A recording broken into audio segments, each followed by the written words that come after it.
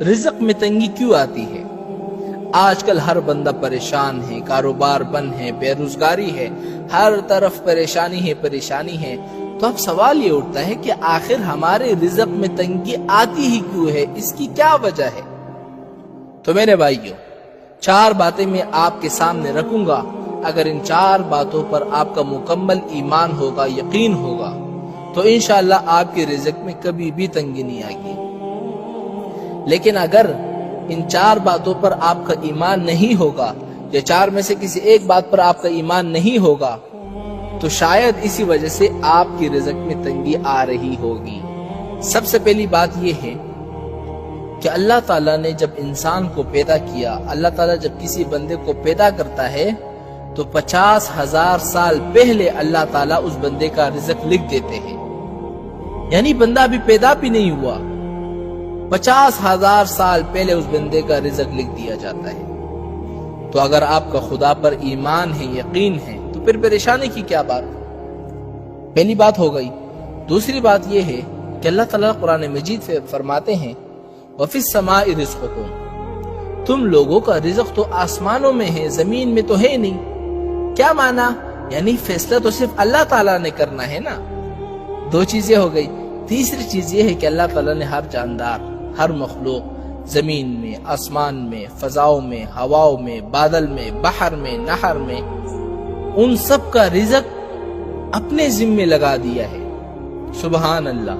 حالانکہ اللہ پر تو کوئی چیز واجب نہیں ہے نا، لیکن یہ اللہ تعالیٰ کا کمال ہے اور رحمت ہے کہ قرآن میں ہے نا وَمَا مِن دَابَّةٍ فِي الْأَرْضِ إِلَّا عَلَى اللَّهِ رِزْقُهَا، کہ ہم پر واجب ہے ان سب کا رزق۔ 3 چیزیں ہو گئی۔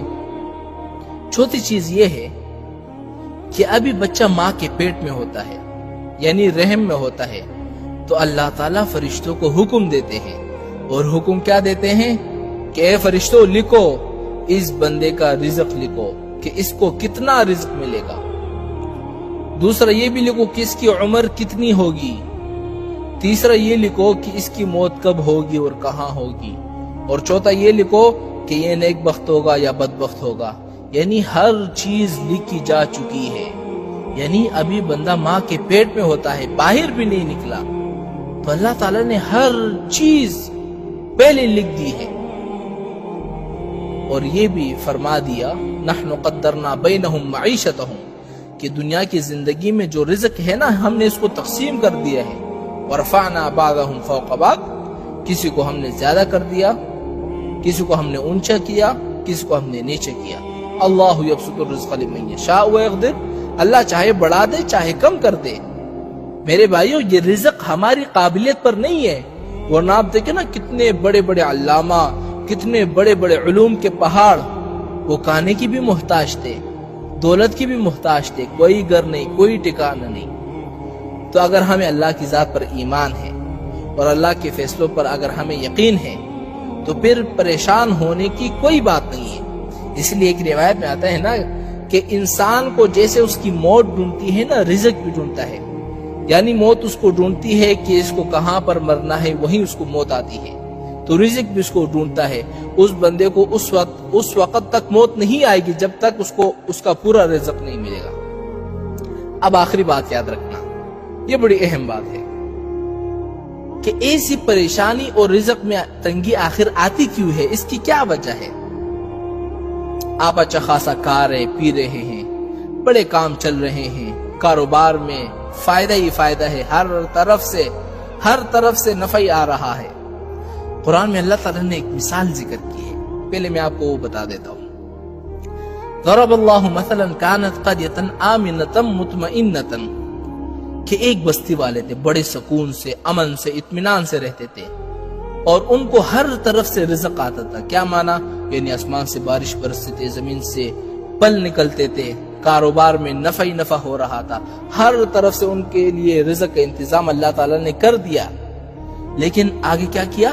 کفرت بانعم اللہ، انہوں نے اللہ تعالیٰ کی نعمتوں کی ناشکری کی، نافرمانی کی۔ اللہ نے رزق دیا تھا کہ بندے میری اطاعت کرے، دولت آنے کے بعد زنا میں، شراب میں، جوا میں، شباب میں، کباب میں، ان سب چیزوں میں زندگی گزاری۔ کفرت بانعم اللہ، اللہ نے ان پر اپنا عذاب مسلط کر دیا۔ عذاب کیا مسلط کر دیا؟ ایک تو ان کا رزق بند کر دیا، بارشیں بند ہو گئی، فصل ختم ہو گئے، اور دوسری بات یہ ہے کہ ہر وقت ڈرتا رہتا ہے، ہاں ہر وقت کل کیا ہوگا کیا ہوگا کیا ہوگا۔ بندے گھر سے نہیں نکل سکتے، بچے اگر اسکول جائے ماں بیچاری گلیوں میں کھڑی رہتی ہے کہ میرا بچہ آ رہا ہے، کیسا ہوگا کیسا نہیں ہوگا، دعائیں مانگ رہی ہوتی کہ خدا را یا اللہ میرے بچوں کو صحیح سلامت میرے گھر آ جائے۔ یعنی یہ دو عذاب اللہ تعالیٰ اس بندے پر مسلط کر دیتے ہیں۔ تو آپ مجھے یقین سے کہیں، ایمان سے کہیں کہ یہ دو عذاب آج ہم پر آئے ہوئے کہ نہیں؟ رزق بند ہے، ہاں، اور ہر وقت ڈرتے رہتے ہیں۔ اس کی کیا وجہ ہے؟ قرآن خود کہتا ہے بما کانوا یعملون، ان سب کی وجہ یہ ہے کہ جو تم نے گناہ کیے ہیں نا، یہ انہی کی سزا ہے۔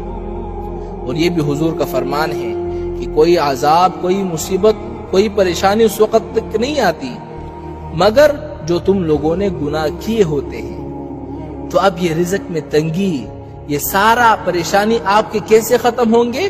حضور نے کیا فرمایا؟ الا بتوبۃ، جب تک بندہ توبہ نہ کرے۔ اس لیے میرے بھائیوں ہمیشہ یاد رکھیں کہ یہ جو پریشانی ہے، یہ جو بھوک ہے، یہ جو ڈر ہے، یہ سب اسی وجہ سے ہے کہ ہم نے اللہ تعالیٰ کی نعمتوں کی ناشکری کی۔ اللہ تعالیٰ کی نعمتوں میں شکر کرنے کے بجائے، عبادت کرنے کے بجائے گناہوں میں زندگی گزاری، اور اب ہم لوگ اس اسٹیٹ پر پہنچ چکے ہیں کہ گناہ کو گناہ بھی نہیں سمجھتے نا۔ یہ ہماری آخری حد ہے بربادی کی۔ ایک تو یہ ہے کہ بندہ گناہ کرتا ہے اور یہ سمجھتا ہے کہ میں گناہ کر رہا ہوں، غلط کر رہا ہوں، اللہ کی طرف وہ لوٹ جاتا ہے، اللہ سے شرمندہ ہوتا ہے، توبہ کر لیتا ہے۔ لیکن ایک ہے جو گناہ کو گناہ بھی نہیں سمجھتا، فخر کرتا ہے کہ جی ہم تو انجوائے کر رہے ہیں۔